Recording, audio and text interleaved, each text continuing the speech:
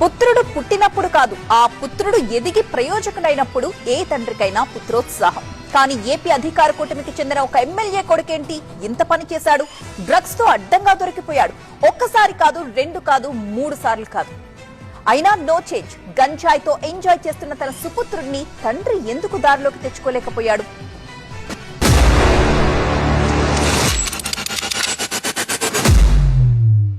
గంజాయి కేసులో సుధీర్ రెడ్డి.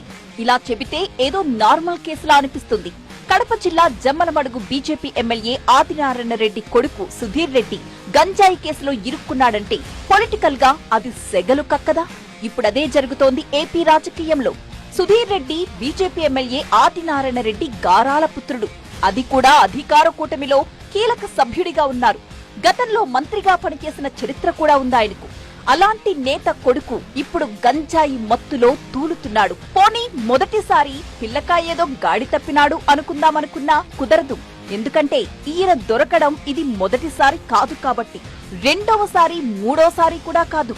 అంటే డ్రగ్స్ మత్తులో ఈయన గారు ఎంతగా కూరుకుపోయాడో అర్థమవుతోంది. మామూలుగా రాజకీయ నేతల పిల్లలు ఇలాంటి విషయాల్లో పట్టుబడితే పేర్లు గట్రా బయటకు రావడం చాలా అరుదు. కానీ థ్యాంక్ గాడ్, ఈగల్ టీమ్ కి సెల్యూట్ చేయాల్సింది. ఒక ఎమ్మెల్యే కొడుకుని రెడ్ హ్యాండెడ్ గా పట్టుకోవడమే కాకుండా డి అడిక్షన్ సెంటర్ కి కూడా పంపించారు. అతడి మత్తు వ్యవహారం లోకానికి తెలిసేలా చేశారు.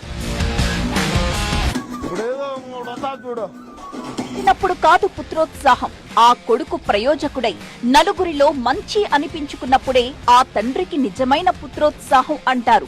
మరి తన కొడుకు గంజాయి కేసులో దొరకడం బీజేపీ ఎమ్మెల్యే ఆదినారాయణ రెడ్డికి పుత్రోత్సాహమా, పుత్ర శోకమా? అయినా ఆల్రెడీ 2 సార్లు డ్రగ్స్ కేసుల్లో పట్టుబడ్డ కొడుకు గురించి తండ్రికి తెలియకుండా ఉంటుందా? కొడుకు డ్రగ్ అడిక్ట్ అని తెలిసినా నా కొడుకు అన్న భావనతో ఎమ్మెల్యే గారు చూసి చూడనట్టు వదిలేశారా అన్న చర్చ జరుగుతోంది రాజకీయ వర్గాల్లో.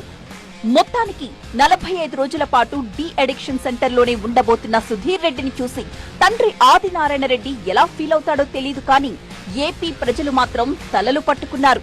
నలుగురికి ఆదర్శంగా ఉండాల్సిన రాజకీయ కుటుంబం ఇలా దారి తప్పిందేమిటి అన్న ఆందోళనతో జనం తెగ ఫీల్ అయిపోతున్నారట. ఏం ఆదినారాయణ రెడ్డి, కొడుకును దారిలోకి తెచ్చుకోలేకపోతున్నారా, లేక కొడుకు దారిలోనే మీరు నడుస్తున్నారా అంటూ ప్రత్యర్థులే కాదు ప్రజలు కూడా అడుగుతున్న పరిస్థితి.